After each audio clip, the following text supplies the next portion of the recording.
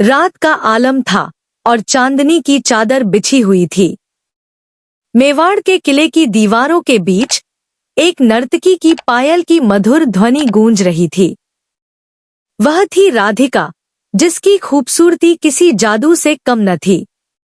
उसका रंग गुलाबी आभा लिए हुए जैसे सुबह की पहली किरण, और उसकी आंखें गहरी झीलों की तरह थीं, जिनमें डूब जाने का मन करता था। उसका कद मध्यम, पर उसकी चाल में एक ऐसी लय थी कि हर कदम के साथ हवा भी थम सी जाती थी। उसकी कमर पतली 26 इंच की और उसका आकर्षक फिगर 34, 26, 36 किसी शिल्पकार की कृति सा लगता था। राधिका का लहंगा हवा में लहराता और उसकी मुस्कान ऐसी थी कि युद्ध की तपिश में भी दिल को सुकून दे जाए। हर कोई उसकी एक झलक पाने को बेताब था, पर उसका दिल सिर्फ कला के लिए धड़कता था, या शायद किसी और के लिए। मेवाड़ का युद्धग्रस्त काल।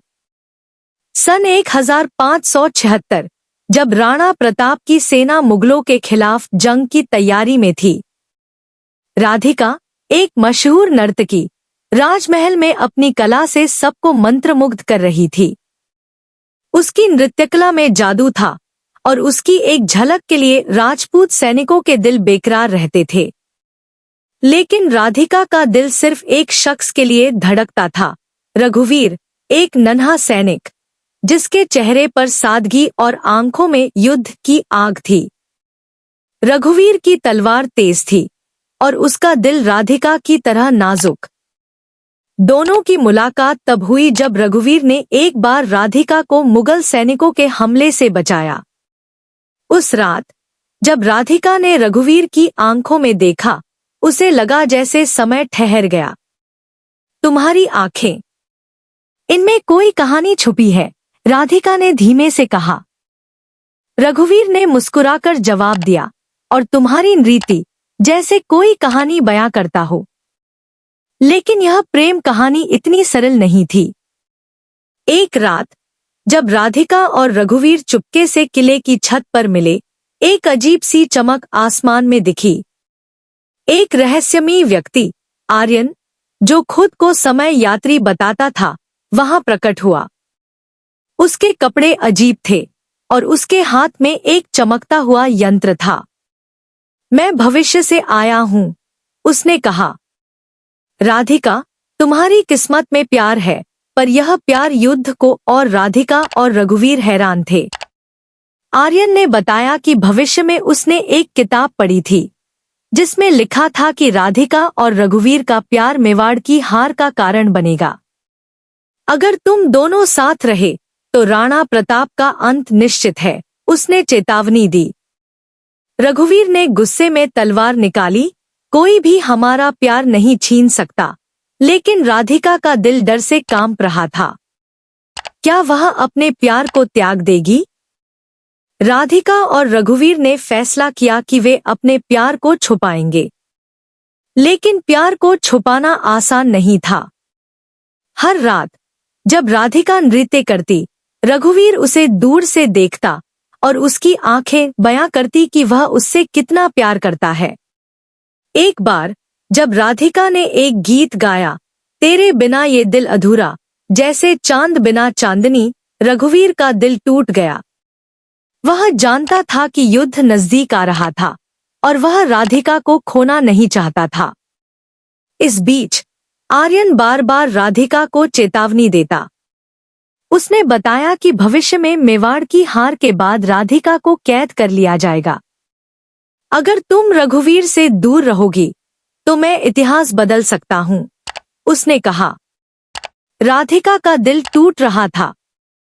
वह रघुवीर से प्यार करती थी, लेकिन मेवाड़ की रक्षा भी उसकी जिम्मेदारी थी। एक रात, जब युद्ध की तैयारियां चरम पर थी, राधिका ने रघुवीर से मिलने का फैसला किया। किले के पास एक पुराना मंदिर था, जहां दोनों चुपके से मिले। राधिका ने रघुवीर के सीने पर सिर रखकर कहा, अगर हमारा प्यार मेवाड़ को बर्बाद करेगा, तो मैं तुमसे दूर चली जाऊंगी। रघुवीर ने उसे गले लगाया और कहा, तुम मेरी जिंदगी हो, राधिका। अगर तुम चली गई तो मैं युद्ध में मर जाऊंगा। उसी पल आर्यन वहां पहुंचा। उसने एक चमकता हुआ यंत्र निकाला और कहा, राधिका, मेरे साथ भविष्य में चलो। वहां तुम सुरक्षित रहोगी। रघुवीर ने तलवार निकाली, लेकिन राधिका ने उसे रोका। उसने आंसुओं से भरी आंखों से रघुवीर को देखा और कहा, अगर मेरा जाना मेवाड़ को बचा सकता है तो मैं जाऊंगी। युद्ध का दिन आ गया।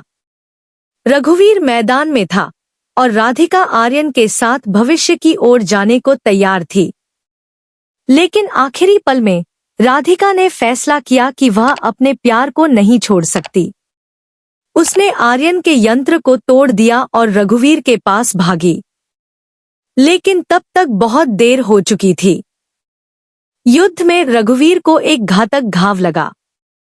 राधिका उसके पास पहुंची और उसने रघुवीर को अपनी बाहों में लिया। मैं तुम्हें नहीं छोड़ूंगी, उसने रोते हुए कहा। रघुवीर ने उसकी आंखों में देखा और मुस्कुराया, तुम मेरे साथ हो, ये मेरी जीत है। रघुवीर ने राधिका की बाहों में आखिरी सांस ली। राधिका चीख पड़ी और उसका दर्द आसमान तक पहुंच गया। आर्यन गायब हो चुका था, लेकिन उसकी चेतावनी सच हो गई थी।